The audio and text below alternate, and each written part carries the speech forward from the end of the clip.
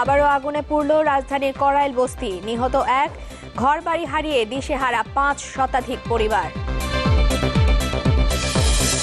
জেলা পরিষদ নির্বাচনে তফসিলের বৈধতা নিয়ে হাইকোর্টের রুল। নিঃশর্ত ক্ষমা চেয়ে আদালত অবমাননার অভিযোগ থেকে পার পেলেন সিইসি। চ্যানেল 24-এ খবরের পর বিনা বিচারে বন্দী 3 জনের জামিন, আরেকজনের মামলা 2 মাসের মধ্যে নিষ্পত্তির নির্দেশ। মিথ্যা মামলা দিয়ে দেয়, মিথ্যা মামলা দিয়ে দেয়, ওদের টাকা চায়, টাকা। পায়ের নিচে মাটি না থাকায় রোহিঙ্গা ইস্যুতে সরকার চুপচাপ। মন্তব্য ফখরুলের। মালয়েশিয়ায় বিক্ষোভ, সূচিকে কঠোর বার্তা।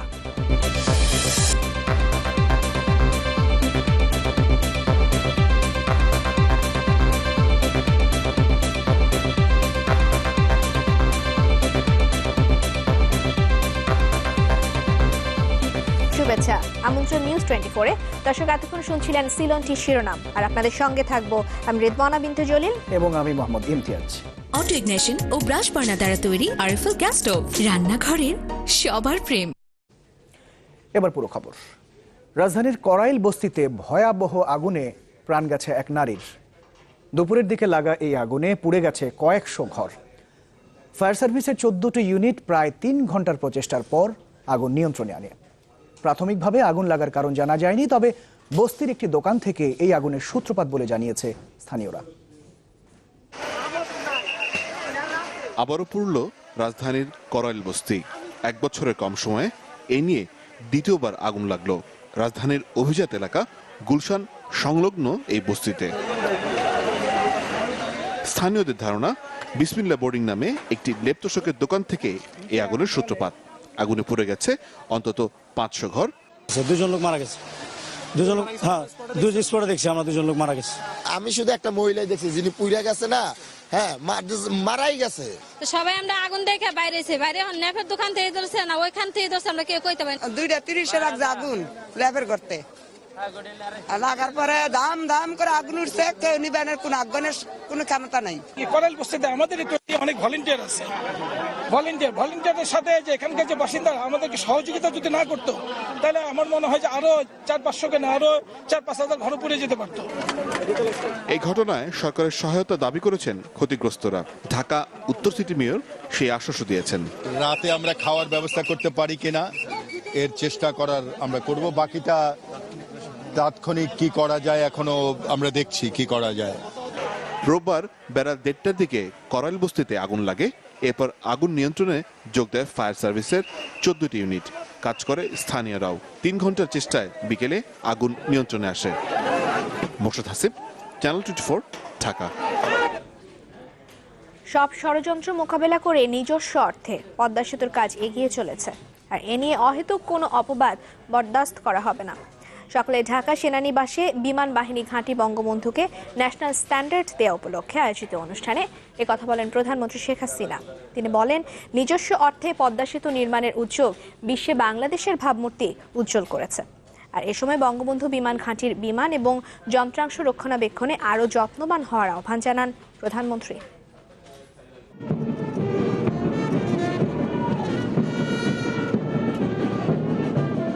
দেশের আকাশ প্রতিরক্ষায় অদম্য শক্তি বাংলাদেশ বিমান বাহিনী। ঢাকা সেনানিবাসে অবস্থিত ঘাঁটি বঙ্গবন্ধু বিমান বাহিনীর সবচেয়ে বড় যুদ্ধ বিমান ঘাঁটি। জাতীয় নিরাপত্তার ক্ষেত্রে আকাশ প্রতিরক্ষা এবং যুদ্ধ বিমান আক্রমণ প্রতিরোধে এর ভূমিকা অত্যন্ত গুরুত্বপূর্ণ। 2013 সালের 9 এপ্রিল আত্মপ্রকাশ করা এই ঘাঁটিকে ন্যাশনাল স্ট্যান্ডার্ড দিতে সকালে ঢাকা সেনানিবাসে যান প্রধানমন্ত্রী শেখ হাসিনা। তার সৌজন্যে চলে মনোজ্ঞ যুদ্ধ বিমানের প্রদর্শনী।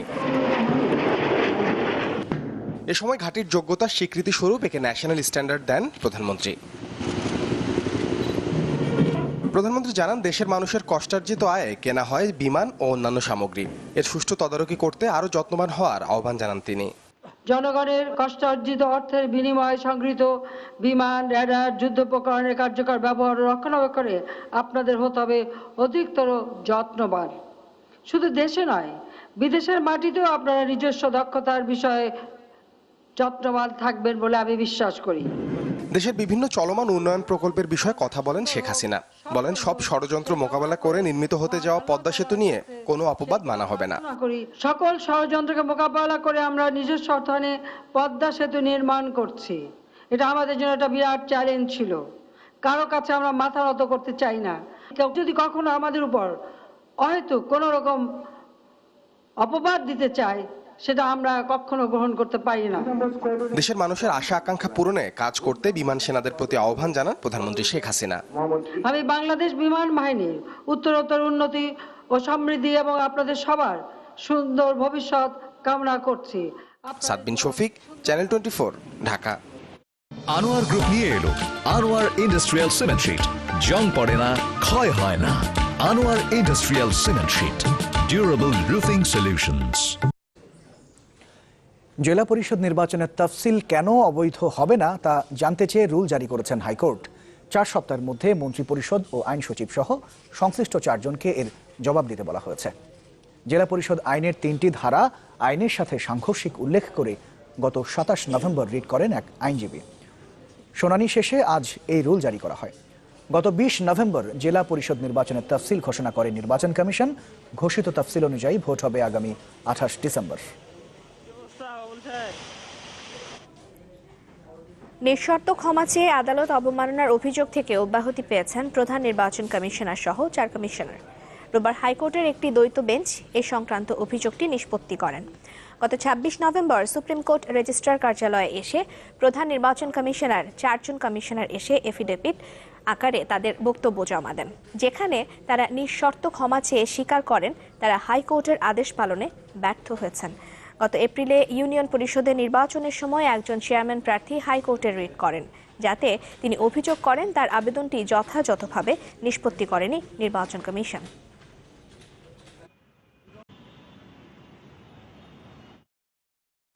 আপনারা যে নিঃশর্ত ক্ষমা চেয়েছিলেন সে অভিযোগের কি হলো? আমাদের প্রার্থনা মঞ্জুর করেছেন, সেই জন্য আমাদেরকে অব্যাহতি দিচ্ছেন আর এটা নিষ্পত্তি করে দিচ্ছেন। আমরা শোকজের বিরুদ্ধে আমরা করতে বলছি যে আমরা আসলে আমাদের কোনো উইলফুল ডিসবিহেভিয়ার ছিল না, ঠিক না? এটা একটা আমাদের বিষয়টা ছিল এটা যে আমরা যে অ্যাকশনটা হয়েছিল, যে চিঠিপত্রগুলো আমরা দিয়েছিলাম, এগুলো ছিল মানে mistaken idea of facts and law.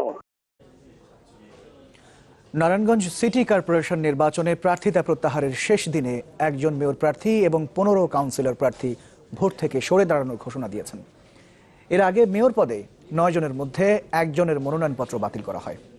Councillor পদে ভোটে লড়বেন 161 জন এবং সংরক্ষিত কাউন্সিলর পদে প্রার্থী 38 জন। আগামী 22 ডিসেম্বর প্রথমবারের মতো দলীয় প্রতীকে ভোট হবে নারায়ণগঞ্জ সিটি কর্পোরেশনে। কাল প্রতীক বরাদ্দের পর থেকেই শুরু হচ্ছে আনুষ্ঠানিক প্রচারণা। নারায়ণগঞ্জ সিটি কর্পোরেশনে ভোটের হাওয়া। অফিস, আদালত, বাসাবাড়ি কিংবা চায়ের আড্ডা, সবখানেই আলোচনা কে হচ্ছেন নগরীর নতুন অভিভাবক। অনেকের মতে নির্বাচনের ফলাফলে বড় ভূমিকা রাখবেন নারী ভোটাররা, কেননা এবার নগরীর প্রায় 4.25 লাখ ভোটারের অর্ধেকই নারী। তাই প্রথমবারের মতো দলীয় প্রতীকের এই নির্বাচনে তারাই হয়ে উঠতে পারেন প্রধান নিয়ামক। নারায়ণগঞ্জ থেকে আহসান সাদিকের রিপোর্ট। বাকি নেই বেশি দিন, তাই ভোটের হাওয়ায় সরগরম নারায়ণগঞ্জ সিটি কর্পোরেশন। ঘরে কিংবা বাইরে ভোটারদের মাঝে চলছে নানা হিসেব নিকেশ। নারায়ণগঞ্জ সিটি কর্পোরেশনে এবার মোট ভোটার 4,74,931 জন, যার মধ্যে নারী ভোটারের সংখ্যা 2,35,000-এর বেশি। ফলে নারী সমর্থনই সবচেয়ে বড় ভূমিকা রাখবে নতুন নগরপিতা নির্বাচনে। নিরাপত্তার বিষয়টা যে আমাদেরকে নিশ্চিত করতে পারবে, আমি একজন নারী হিসেবে তাকেই ভোট দিব। বর্তমানে বাংলাদেশে নারীরা অনেক পিছিয়ে আছে, বিভিন্ন ক্ষেত্রেই তাদের বেশি একটা গুরুত্ব দেওয়া হচ্ছে না। যিনি হবে জনপ্রতিনিধি, পুরুষ হোক নারী হোক, নিরাপদ একটা নগর আমরা চাই। প্রধান 2 দলের মেয়র প্রার্থীও তাই গুরুত্ব দিচ্ছেন নারী সমর্থনের প্রতি, দিচ্ছেন নারীদের জন্য উপযোগী নগরী গড়ার প্রতিশ্রুতি। 5 বছর আমি 13 বছর তাদের পাশে থেকে তাদের সেবা করেছি, কখনো অন্যায়ের কাছে মাথা নত করি নাই। তাদের যে কোনো প্রয়োজনে তাদের পাশে এসে দাঁড়িয়েছি। তাই আশা করি যে তারা আমাকে ভোট দিবে এবং ভোট দিয়ে তাদেরকে আবার আগামী 5 বছরের জন্য আমাকে সেবা করার সুযোগটা করে দিবে এবং তাদের কাজগুলিও আমি কন্টিনিউ করতে চাই, তাদের পাশে থাকতে চাই। নারীরা সবাই আমার প্রতি আস্থাশীল। নারীদের ভোট ইনশাল্লাহ আমি বেশিরভাগ নারীর ভোট আমি পাবো, কারণ আমি চাই নারীরা মাথা উঁচু করে তাদের যে অধিকার, সেই অধিকার নিয়ে তারা কাজ করুক। নারী নেত্রীরা বলছেন, যে প্রার্থী নারী উন্নয়নে গুরুত্ব দেবেন তাকেই বেছে নেবেন নারী ভোটাররা। যে এই নারীদেরকে আপনারা যে গুরুত্ব যদি দেন তাহলে তারাও আপনাদেরকে গুরুত্ব দিবে এবং আপনাদের কাজের পথে সহায়ক হবে এবং আপনারা তাদের সহযোগিতা পাবেন। প্রথমবারের মতো দলীয় প্রতীকে নারায়ণগঞ্জ সিটি কর্পোরেশন নির্বাচনে ভোট নেওয়া হবে 22 ডিসেম্বর। Desk report, channel 24। বিনা বিচারে প্রায় 1.5 যুগ কারাবন্দী আরও 3 জনকে জামিন দিয়েছেন হাইকোর্ট। চ্যানেল 24-এ খবর প্রচারের পর বিচারপতি এম এনায়েতুর রহিম এবং জেবিএম হাসানের সমন্বয়ে গঠিত বেঞ্চ আজ এই আদেশ দিয়েছেন। জামিনপ্রাপ্তরা হলেন মকবুল হোসেন, বিল্লাল হোসেন এবং সেন্টু কামাল। তবে চান মিয়া নামে আরেকজনকে জামিন না দিয়ে তার মামলা 60 দিনের মধ্যে নিষ্পত্তির নির্দেশ দেওয়া হয়েছে।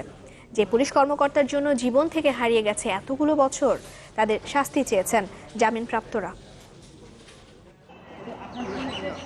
1.5 যুগ পর নিম্ন আদালত আর কারাগারের বাইরে মকবুল, সেন্টু আর বিল্লাল।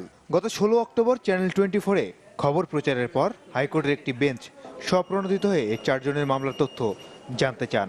রোববার তাদের আদালতে হাজির করে গাজীপুর জেলা পুলিশ। শুনানিতে একে একে নিজেদের বিষয়ে আদালতে কথা বলেন তারা। সব শুনে আদালত মকবুল, সেন্টু আর বিল্লালকে জামিন দেন। তবে চান মিয়া একটি হত্যা মামলায় 164 ধারার স্বীকারোক্তিমূলক জবানবন্দি দেয় তার মামলাটি 2 মাসের মধ্যে নিষ্পত্তির নির্দেশ দেন। 3 জনকে বেল দিয়েছে এবং ওই 3 জনের মামলা 90 দিনের মধ্যে শুনানি করতে শেষ করে ফেলতে বলছে। আর চান মিয়া যে ছিল আসামি তাকে বলছে 60 দিনের মধ্যে শেষ করে দিতে এবং তার বেলটা দেয়নি, ডিসপোজ করে দিয়েছে ওইটা। আর বলেছে যে যদি সে খালাস পাই পেয়ে যেতে পারে। তার বেলটা দেয়নি এই কারণ তার একটা 164 মানে জবানবন্দি আছে। চান মিয়া বলেছে যে আমি ফুটপাতে শোয়া ছিলাম, ওই অবস্থায় আমাকে নিয়ে গেছে এবং মারপিট করে আমার স্বীকারোক্তিটা নিয়েছে। এটা পুলিশের বিরুদ্ধে তার অভিযোগ। 6 বছর 7 বছর ধরে কারাগারে আছে বুঝছেন। তবে জামিন পেয়েও খুশি নন বন্দীরা। তাদের যত ক্ষোভ যেন পুলিশের উপর। গাছতলা থাকবো, মাসে লাতুষ্টা খাবো, আবার তো পুলিশে ধইরা দিব। বাংলাদেশে কোনো বিচার আছে, কোনো আইন আছে? আমার মধ্যে পুলিশ 1 নম্বর খারাপ। পুলিশ ধরে আসামিরে মিথ্যা মামলা দিয়ে দেয়, মিথ্যা মামলা দিয়ে দেয়, ওদের টাকা চায়, টাকা। এর আগেও দেশের বিভিন্ন কারাগারে বিনা বিচারে বন্দীদের নিয়ে ধারাবাহিক সংবাদ প্রচার করে চ্যানেল 24। তারই আলোকে সবশেষ 17 বছর বিনা বিচারে কারাবন্দী শিপন নামে একজন মুক্তি পান। মাসুদুর রহমান, চ্যানেল 24, ঢাকা। টেকো নুডলস, সময়ে অসময়ে সব সময়। পায়ের নিচে মাটি নেই বলেই রোহিঙ্গা ইস্যুতে মিয়ানমারকে চাপ দিতে পারছে না সরকার, এমন মন্তব্য করেছেন বিএনপি মহাসচিব মির্জা ফখরুল ইসলাম আলমগীর। আজকে বিকেলে ঢাকা রিপোর্টার্স ইউনিটি মিলনায়তনে এক আলোচনায় একথা বলেছেন তিনি। আমরা চাই এদেরকে আশ্রয় দেওয়া হোক, একই সঙ্গে মিয়ানমারের উপরে চাপ সৃষ্টি করে এদেরকে সসম্মানে ফিরিয়ে নিয়ে যাওয়ার ব্যবস্থা করা হোক। আজকের এই সরকার তারা কোনোভাবেই কোমর সোজা করে সত্যিকার অর্থেই বাংলাদেশের যে চেহারা, সেই চেহারা নিয়ে দাঁড়াতে পারছে না এই জন্যে যে তাদের পায়ের নিচে মাটি নেই। মিয়ানমারের রোহিঙ্গা মুসলমানদের উপর গণহত্যা চলছে। মালয়েশিয়ায় বিক্ষোভ সমাবেশে এমন অভিযোগ করলেন দেশটির প্রধানমন্ত্রী নাজিব রাজাক। বলেন, এই বিক্ষোভ মিয়ানমারের স্টেট কাউন্সিলর অং সান সুচির জন্য কঠোর বার্তা। রোহিঙ্গাদের অধিকার প্রতিষ্ঠায় লড়াই চালিয়ে যাওয়ার ঘোষণাও দেন মালয়েশিয়ার প্রধানমন্ত্রী। আর নির্যাতন বন্ধে মিয়ানমারকে চাপ দিতে আন্তর্জাতিক সম্প্রদায়ের প্রতি আহ্বান জানান রোহিঙ্গা শরণার্থীরা। হয় মৃত্যু, নয়তো বাস্তুহারা, ভাগ্যের এমনই দোলাচলের শিকার এখন মিয়ানমারের রাখাইন রাজ্যের রোহিঙ্গা মুসলিমরা। নির্যাতনের বিরুদ্ধে যখন মুখে কুলুপ আন্তর্জাতিক সম্প্রদায়ের, তখন প্রতিবাদের রাজপথে হাজার হাজার জনতার সাথে মালয়েশিয়ার প্রধানমন্ত্রী নাজিব রাজাক। তার অভিযোগ, মিয়ানমারের রাখাইন রাজ্যে মুসলিম রোহিঙ্গা সংখ্যালঘুদের ওপর গণহত্যা চালানো হচ্ছে। ঘোষণা দেন রোহিঙ্গাদের অধিকার প্রতিষ্ঠায় লড়াই চালিয়ে যাবার। মিয়ানমার সরকারকে আমরা বার্তা পাঠাতে চাই, আমরা অং সান সুচিকে বলতে চাই, যথেষ্ট হয়েছে, আর নয়। বিক্ষোভে অংশ নেন মালয়েশিয়ায় থাকা রোহিঙ্গা শরণার্থীদের সংগঠনও। সে সময় নির্যাতন বন্ধ করতে মিয়ানমার সরকারকে চাপ প্রয়োগ করতে আন্তর্জাতিক সম্প্রদায়কে আহ্বান জানানো হয়। নির্যাতন বন্ধ করতে হলে মিয়ানমারের উপর চাপ প্রয়োগ করতে হবে। বিশেষ করে আসিয়ান দেশগুলোকে এগিয়ে আসতে হবে। ইসলামী দেশগুলোর জোট ওআইসি এবং মানবাধিকার সংস্থাগুলোকে আহ্বান জানাচ্ছি রোহিঙ্গা ইস্যুতে এগিয়ে আসার, কারণ জাতিগত দমন চলছে সেখানে। বিক্ষোভে নাজিব রাজাক ছাড়াও ডেপুটি প্রধানমন্ত্রী জাহিদ হামিদি, বিরোধী দল পার্টি ইসলাম সে মালয়েশিয়ার প্রেসিডেন্ট আব্দুল হাদি আওয়াং এবং বিভিন্ন মানবাধিকার সংস্থার সদস্যরা। এদিকে রোহিঙ্গা রাজ্যে আজ পরিদর্শন শেষ করবেন রোহিঙ্গা বিষয়ক আন্তর্জাতিক কমিটির প্রধান ও জাতিসংঘের সাবেক মহাসচিব কফি আনান। পরের রাজধানী নেপিদোতে মিয়ানমারের স্টেট কাউন্সিলর অং সান সুচির সাথে বৈঠকের কথা রয়েছে তার। মুন্নিমুন, চ্যানেল 24। এ পর্যায়ে একটা বিরতি নিচ্ছি, ফিরে এসে থাকবে। পুরস্কৃত করা হলো নারায়ণগঞ্জের চাষাড়ার সেই গেটম্যান। চাকরি স্থায়ী করার আশ্বাস রেলমন্ত্রীর।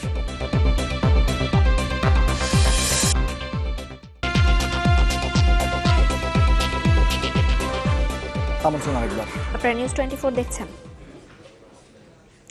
ফিলিপাইন সরকারের সাথে পারস্পরিক আইনি সমঝোতার আওতায় রিজার্ভে চুরি যাওয়া অর্থ ফেরত আনার প্রক্রিয়া চলছে বলে জানালেন অর্থমন্ত্রী আবুল মাল আব্দুল মুহিত। দুপুরে আইনমন্ত্রী আনিসুল হক এবং বাংলাদেশ ব্যাংকের গভর্নর ফজলি কবিরের সাথে বৈঠক শেষে একথা জানান তিনি। অর্থমন্ত্রী জানান, রিজার্ভ ব্যাংকে এখনও বাংলাদেশ ব্যাংকের $2,90,00,000 আটকে আছে। তিনি বলেন, আর্থিক খাতে ফিলিপাইন সরকারের স্বচ্ছতা এবং জবাবদিহিতা নিশ্চিত করতেই এই অর্থ ফেরত দিতে হবে। তবে এখনই রিজার্ভ ব্যাংকের বিরুদ্ধে মামলা করার কোনো সিদ্ধান্ত হয়নি বলেও জানান অর্থমন্ত্রী।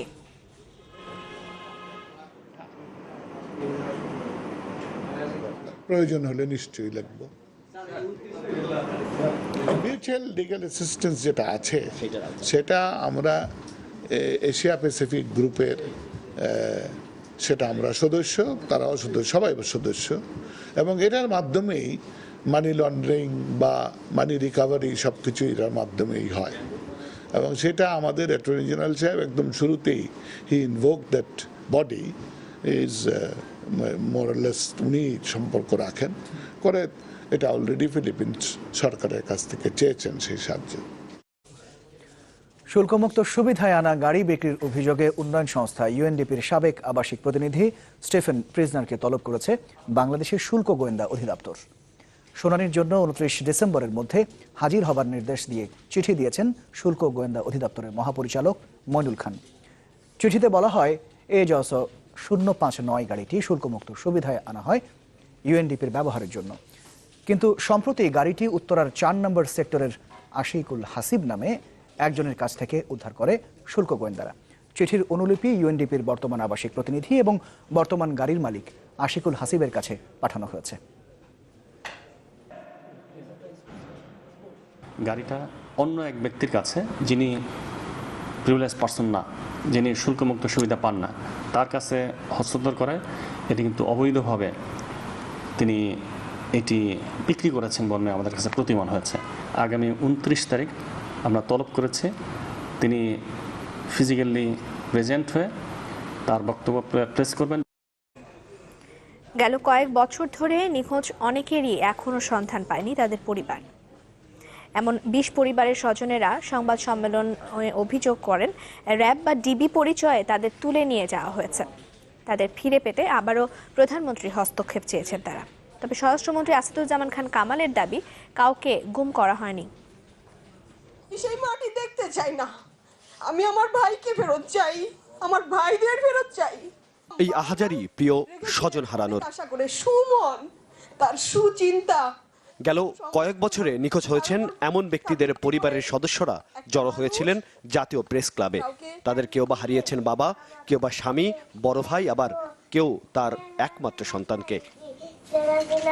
আমার বাবাকে ফিরিয়ে দেন, আমার বাবার সাথে আমি স্কুলে যাব, ক্লাস পার্টি করব। 5 বছরের ছোট্ট শিশু রিদি, তার বাবা পারভেজ হোসেন বংশাল থানার ছাত্রদল নেতা। পারভেজের স্ত্রীর অভিযোগ, মধ্যরাতে ডিবি পরিচয়ে তুলে নিয়ে যাওয়া হয় তার স্বামীকে। পিছনে কোর্ট ছিল ডিবি, তারপর আমরা ডিবিতে গেছি, আমি তো প্রেগনেন্ট ছিলাম। অনেক জায়গায় গেছি, যে এমন কোনো জেলখানা বা এমন কোনো জায়গায় ঢাকার মধ্যে যে কোনো কিছুই বাকি রাখিনি যে না যাওয়ার, যে নিয়ে গেছে। তো এখনো কোনো জায়গায় কোনো এন্ট্রি নাই, বলে কোনো এন্ট্রি নাই, লোক নাই। পারভেজের মতো নিখোঁজ হওয়া বাকিদের পরিবারের অভিযোগ, বছর 3 আগে পুলিশ ও র্যাব পরিচয়ে স্বজনদের তুলে নেওয়া হলেও এখনো কারো সন্ধান মেলেনি।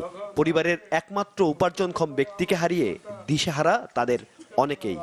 অনেকদিন পার করেও প্রতিটা মানুষই আশায় আছেন যে আমার স্বামী, আমার সন্তান, আমার ভাই ফিরে আসবে। কার কাছে বলবো, কোথায় যাব, আমরা কি করব, আমরা এখন দিশেহারা। এই হতভাগ্য পরিবারগুলোর পাশে দাঁড়িয়েছে বিভিন্ন মানবাধিকার সংগঠন। তাদের অভিযোগ, এসব নিখোঁজ ব্যক্তির বিষয়ে উদাসীন সরকার। জাতিসংঘে গুমের ব্যাপারে যেই এনফোর্স ডিটারবেন্স যে ওদের যে কমিটি, সেটা যে কথা বলেছে, সেখানে বাংলাদেশ রয়েছে এবং বাংলাদেশ সরকারের কাছে তারা বলেছে যে গুমের শিকার ব্যক্তিদেরকে ফিরিয়ে দেওয়ার জন্য। তবে তা নাকচ করে দেন স্বরাষ্ট্রমন্ত্রী। সোহরাওয়ার্দী হাসপাতালে এক অনুষ্ঠানে তিনি দাবি করেন, দেশে কোনো গুম নেই। গুম বলে কোনো শব্দ আমাদের কাছে নেই। হয় এরা পালিয়ে বেড়ায়, হয় তারা নানান কারণে আত্মগোপন করে। কাজেই অভিভাবকরা মনে করেন গুম হয়ে গিয়েছে কিংবা কিছু একটা হয়ে গিয়েছে। হিরণ খান, চ্যানেল 24, ঢাকা। আত্মহত্যা করতে যাওয়া এক যুবককে জীবনের ঝুঁকি নিয়ে বাঁচিয়েছিলেন নারায়ণগঞ্জের চাষাড়া রেল লাইনের গেটম্যান বিল্লাল হোসেন। সাহসী এই কাজের জন্য তাকে পুরস্কৃত করেছে কর্তৃপক্ষ। 1 লাখ টাকার আর্থিক সহায়তা সহ তার চাকরি স্থায়ী করারও আশ্বাস দিয়েছেন রেলমন্ত্রী মুজিবুল হক। আর বিল্লাল হোসেন বলেছেন, সমাজের সবাইকে এগিয়ে আসতে হবে মানুষের সেবায়। 21 নভেম্বর সকাল 10:30 মামুন নামে এক যুবক পারিবারিক কলহের জেরে নারায়ণগঞ্জের চাষাড়া স্টেশনের পাশে রেল ক্রসিংয়ে শুয়ে আত্মহত্যার চেষ্টা করে। ট্রেন আসার আগ মুহূর্তে সেটি দেখতে পেয়ে জীবনের ঝুঁকি নিয়ে মামুনকে বাঁচান গেটম্যান বিল্লাল হোসেন।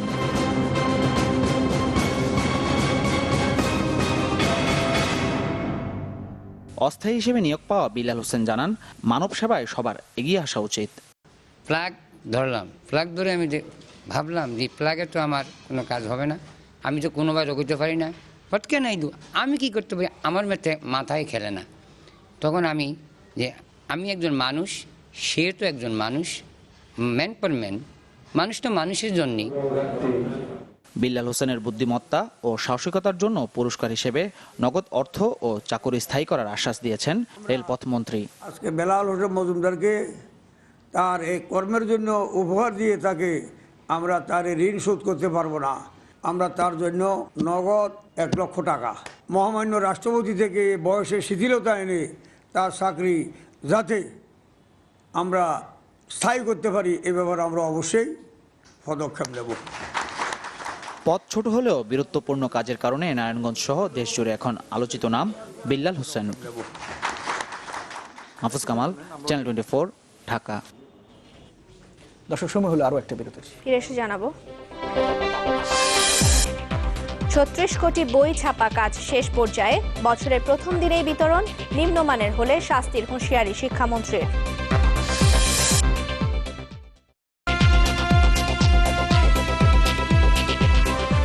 বিরতির পর আবারও ফিরলাম। আপনারা দেখছেন নিউজ 24। টেলিভিশন বিনিয়োগকারী ও সংশ্লিষ্টদের সংগঠন মিডিয়া ইউনিটি আন্দোলন প্রত্যাহার করে নিলেও কলা কুশলীদের সংগঠন এফটিপিউর আন্দোলন অব্যাহত থাকবে। ঢাকা রিপোর্টার্স ইউনিটিতে সংবাদ সম্মেলনে এই ঘোষণা দেওয়া হয়। এতে সংগঠনের আহ্বায়ক নাট্যকার মামুনুর রশিদ বলেছেন, সরকারকে অবিলম্বে দেশীয় চ্যানেলে বিদেশি সিরিয়াল বন্ধ করতে হবে। একই সাথে শুধু ব্যবসায়িক প্রবৃদ্ধি ছাড়তে হবে টিভি চ্যানেলের মালিকদের। বাংলা নাটক প্রচারের সময় কম বিজ্ঞাপন প্রচারেরও আহ্বান জানিয়েছেন তিনি আরও বলেছেন, অতিরিক্ত বিজ্ঞাপন প্রচারের কারণেই দর্শকরা দেশি চ্যানেল থেকে মুখ ফিরিয়ে নিচ্ছেন। আমরা আমাদের চ্যানেলগুলো বাঁচিয়ে রাখার স্বার্থে, আমাদের এই শিল্পটি বাঁচিয়ে রাখার স্বার্থে আমরা কেন বিদেশি বন্ধ করবে না সরকার, বিদেশি ডাবিংকৃত সিরিয়াল বন্ধ করবে না কেন? আমরা এই দাবিও জানাই যে ভারতীয় যে হিন্দি সিরিয়াল চলছে, বাংলা সিরিয়াল চলছে, সেটাকে বন্ধ করা উচিত। ব্রাহ্মণবাড়িয়ার নাসিরনগরে হামলাকে বিচ্ছিন্ন ঘটনা বলে মন্তব্য করেছেন ত্রিপুরা বিধানসভার ডেপুটি স্পিকার পবিত্র কর। সকালে ব্রাহ্মণবাড়িয়ার প্রেস ক্লাবে সাংবাদিকদের সাথে মতবিনিময়ে এই কথা বলেন তিনি। জানান ভারতেও এমন বিচ্ছিন্ন ঘটনা হয়ে থাকে, তবে এই হামলার ঘটনায় ত্রিপুরা রাজ্য সরকার মর্মাহত বলেও জানান পবিত্র কর। এ সময় পৌর মেয়র, প্রেস ক্লাব সভাপতি এবং সাধারণ সম্পাদক উপস্থিত ছিলেন। এরকম বিচ্ছিন্ন ঘটনা আমাদের দেশে ঘটছে, এটাকে ঘটনাটা বিচ্ছিন্ন ধরতে হবে। এটা কেউ কোনো দল তো সমর্থন করেনি বাংলাদেশেরও, আমরা সেভাবেই দেখেছি। তবে এটাতে মর্মাহত হয়েছে, তার প্রতিবাদ হয়েছে, কিন্তু ত্রিপুরায় সেইভাবে আমরা বলছি এটা সরকারি পর্যায়ে জানাতে। কক্সবাজারের চকরিয়ায় আলাদা দুটি অভিযানে 20টি অস্ত্র ও 49 রাউন্ড গুলি সহ 6 জনকে আটক করেছে র্যাব। দুপুর 12টা পর্যন্ত উপজেলার চরণদ্বীপ এলাকার দুটি স্থানে এই অভিযান চালানো হয়। র্যাব 7-এর কক্সবাজার ক্যাম্পের ইনচার্জ মেজর মাহমুদ হাসান জানিয়েছেন, এসব কারখানা থেকে 8টি 1 নলা বন্দুক, 3টি দেশীয় রাইফেল, 8টি 1 শুটার গান এবং 1টি দোনালা বন্দুক পাওয়া গেছে। আটক 6 জনই অস্ত্র তৈরির সাথে জড়িত।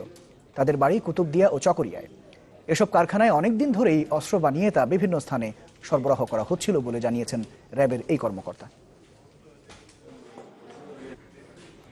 নতুন বছরের প্রথম দিনেই বিনামূল্যে 36 কোটি পাঠ্য বই তুলে দেওয়ার দ্বার প্রান্তে সরকার।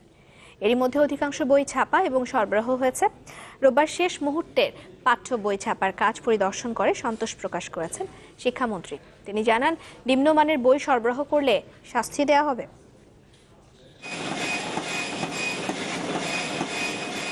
হাতে 1 মাসেরও সময় কম, এরই মধ্যে শেষ করতে হবে কোটি কোটি পাঠ্য বই ছাপা ও সরবরাহের কাজ। তাই ছাপাখানার কর্মচারীদের ব্যস্ততাটাও বেড়েছে বহুগুণ। শেষ মুহূর্তের ছাপার কাজের অগ্রগতি দেখতে নারায়ণগঞ্জের মাতোয়াইলের কয়েকটি ছাপাখানা পরিদর্শনে যান শিক্ষামন্ত্রী। এ সময় জানান, নিম্নমানের বই সরবরাহ করলে ছাড় দেওয়া হবে না কাউকে।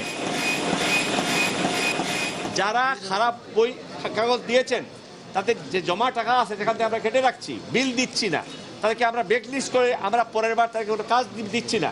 এইরকম তো প্রতিবারই হচ্ছে, কেউ না কেউ এই রকমের শাস্তির মুখে পড়ছেন। অধিকাংশ ছাপাখানায় মুদ্রণের শেষ পর্যায়ে রয়েছে। জানিয়েছেন, 1 সপ্তাহের মধ্যে শেষ হবে সরবরাহের কাজও। 70 লক্ষ বইয়ের মতো আমরা কাজ পেয়েছি। এই কাজের অলমোস্ট আমরা 65 লাখ 65 লাখের মতো আমরা কাজ এখানে কমপ্লিট করে ফেলেছি। বই প্যাকিং হয়ে গেছে, বার্নিং প্রায় শেষ পর্যায়ে, এখন শুধু টাকে লুট হবে আর যাবে। সবকিছু ঠিক থাকলে আসছে বছরের প্রথম দিনেই কোমলমতি শিশুদের হাতে বিনামূল্যে তুলে দেওয়া হবে 36 কোটিরও বেশি বই। হাসনাত রাব্বি, চ্যানেল 24, ঢাকা। আমাদের সময় হলো আরেকটি বিরতির, এরপর থাকবে বিপ্লবী নেতা ফিদেল ক্যাস্ট্রো চিরনিদ্রায় শায়িত হচ্ছেন আজ। সান্তিয়াগোয় প্রিয় নেতাকে হাজারো মানুষের শ্রদ্ধা।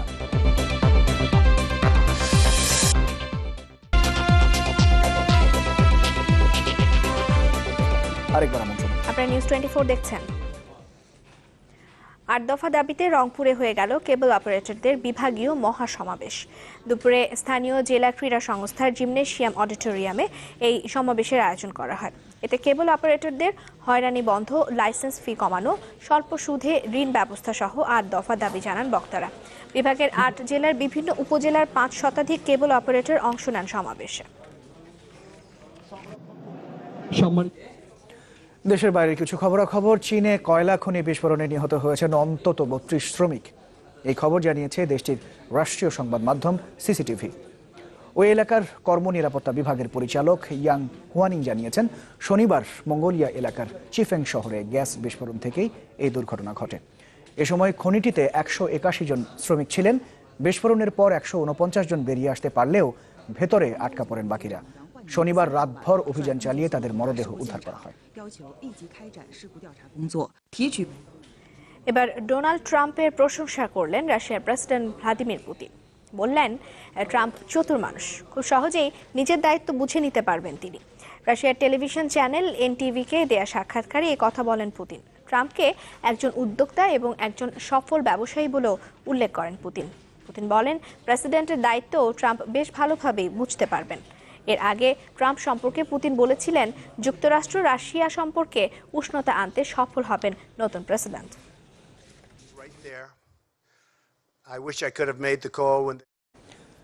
প্রিয় নেতা ফিদেল কাস্ত্রোকে শেষ শ্রদ্ধা জানিয়েছেন কিউবার হাজার হাজার মানুষ। রাজধানী হাভানা থেকে বিভিন্ন শহর প্রদক্ষিণের পর সান্তিয়াগো শহরে পৌঁছে ক্যাস্ট্রোর দেহভস্য। সেখানে জড়ো হয় দেশটির হাজারো মানুষ।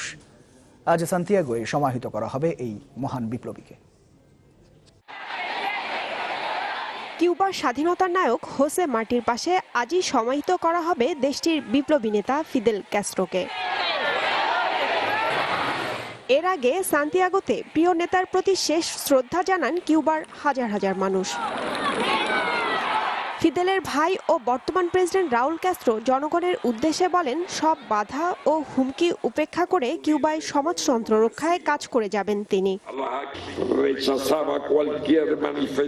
বিপ্লবী নেতা ক্যাস্ট্রো সবসময় ব্যক্তি পূজার বিরোধী ছিলেন। মৃত্যুর আগের মুহূর্ত পর্যন্ত এমন ধারণা পোষণ করতেন তিনি। তার ইচ্ছে অনুসারে কোনো স্থাপনা, পার্ক, সড়ক কিংবা প্রতিষ্ঠানের নামকরণ করা হবে না। আর প্রিয় নেতাকে শ্রদ্ধা জানাতে আসা উপস্থিত জনতাও জানালেন, ভবিষ্যতে ক্যাস্ট্রোর দেখানো বিপ্লবের পথেই হাঁটবেন তারা। ফিদেল মারা যাননি, কিউবা ও সান্তিয়াগোর সব মানুষের হৃদয়ে বেঁচে আছেন তিনি। ফিদেলের আদর্শ ও তার ভাই রাউল ও তার আদর্শ অনুসরণ করে আমরা সামনে এগিয়ে যাব। উন্নত ভবিষ্যৎ ও বিপ্লবের জন্য কাজ করব আমরা।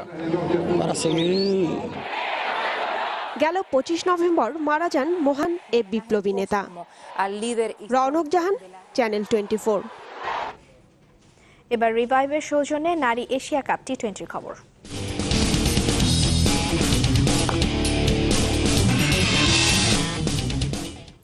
টানা ষষ্ঠবারের মতো চ্যাম্পিয়ন হলো ভারত। ফাইনালে চিরপ্রতিদ্বন্দ্বী পাকিস্তানকে 17 রানে হারিয়েছে তারা। ব্যাংককে টস জিতে ব্যাট করতে নেমে 5 উইকেটে 121 রানের পুঁজি গড়ে ভারত। উদ্বোধনী ব্যাটসম্যান মিতালি রাজ করেন অপরাজিত 73 রান, যা এবারের আসরের সর্বোচ্চ ব্যক্তিগত স্কোর। পাকিস্তানের আনাম আমিন নিয়েছেন 2 উইকেট। জবাবে ব্যাট করতে নেমে পুরো ওভার খেলে 6 উইকেটে 104 রান সংগ্রহ করতে পারে পাকিস্তান। ম্যাচ সেরা হয়েছেন মিতালি রাজ, 220 রান করে টুর্নামেন্ট সেরা হয়েছেন ভারতীয় এই ব্যাটসম্যান। আর এর সাথে শেষ করব নিউজ 24। যাবার আগে সিলনটি শিরোনামগুলো জানাবো আরেকবার।